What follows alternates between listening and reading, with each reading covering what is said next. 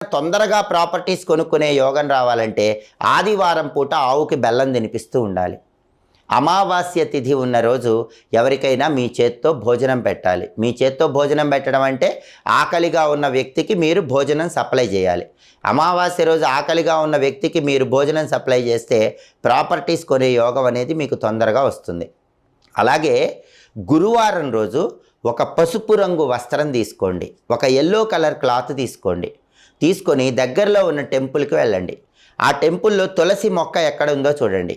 ఆ తులసి మొక్క పరిసర ప్రాంతాల్లో పెరిగిన గడ్డిని కోసి ఆ గడ్డిని ఈ పసుపు రంగు వస్త్రంలో ఉంచి మూట కట్టి ఆ మూట ఇంటికి తెచ్చుకొని మీ పూజా మందిరాల్లో పెట్టుకోండి.